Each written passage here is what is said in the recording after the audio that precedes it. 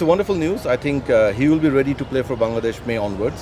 বাংলাদেশের ফুটবলের জন্য এটা অনেক বড় প্রাপ্তি হবে ইনশাআল্লাহ উনি যখন আমাদের স্কোয়াডে আসবে ইনশাআল্লাহ। জি আলহামদুলিল্লাহ, we have a very good news today যে আমরা ট্রাভেল ইসলামের বাংলাদেশে খেলার জন্য কনসেন্ট এবং ওনার বার্থ সার্টিফিকেটগুলো হয়ে গিয়েছে।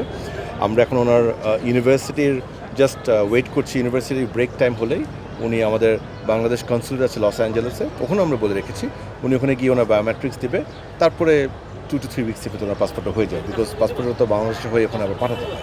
আর যেহেতু উনি ইমিডিয়েটলি আমাদের যে টুর্নামেন্টগুলি আছে ওটাতে কমিট করতে পারছেন না, আমরা ওখানে কোনো নর্মাল কোর্সে কাজটা করবো ইনশাআল্লাহ। So yeah, it's a wonderful news. I think he will be ready to play for Bangladesh May onwards and he is a brilliant student and a brilliant footballer which is a rare combination in football. তো আমি মনে করি বাংলাদেশের ফুটবলের জন্য এটা অনেক বড় প্রাপ্তি হবে ইনশাআল্লাহ উনি যখন আমাদের স্কোয়াডে আসবে ইনশাআল্লাহ। আরেকজন প্লেয়ার আমি অলমোস্ট হয়ে গেছে, ওনার থেকে একটা জাস্ট কনস্ট্যান্ট ওয়েট করছি, আমরা হয়তো 2-3 দিনের মধ্যে জানাবো, দোয়া করেন। ওটাও সিনিয়র ন্যাশনাল টিমের জন্য, দেখা যাক ইনশাআল্লাহ। আমরা কাজ করছি, এদের বাইরেও আমি প্রায় 5-6 জনকে নিয়ে কাজ করছি, ইউথ লেভেল বলেন, মেয়েদের খেলা ফুটবল বলেন, সিনিয়র বলেন। সো যখন আপনার রাইট টাইম হবে আমরা তখনই বলতে চাই, বিকজ ওনারাও এটা প্রেফার করে, আর একই সাথে আমরা প্রসেসগুলো যেন সুন্দর মতো করতে পারি। সো ইনশাল্লাহ ডেফিনেটলি আরও আসবে ইনশাল্লাহ, এটা ওনার জন্যই হয়েছে আমি বলবো। He is the one who connected with me, এটা আমি আমার স্টেটমেন্টেও বলেছি। শরীফ ভাই ওয়াজ ভেরি কাইন্ড যে উনি আমাকে রিচ আউট করে এবং উনি আমার নাম্বারটা ট্রেভারকে দেয়।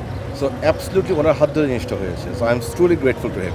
ভালো লাগছে অনেস্টলি বলি, বিকজ ওদেরটা তো একদম আমি নিজে সিঙ্গেল হ্যান্ডলে কাজ করি এবং লাস্টে যে আমার সভাপতি জাইদি ভাই এবং আমাদের টিম সকলে একসাথে কাজ করে।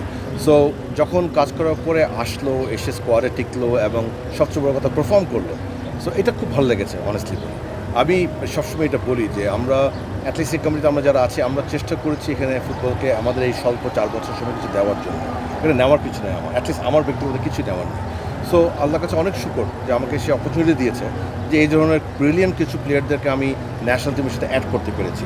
এখন মাঠে কী করবে এটা তাদের ব্যাপার, বাট আল্লাহ যে আমাকে অপরচুনিটি দিয়েছে এটার জন্য আমি এক্সট্রিমলি গ্রেটফুল।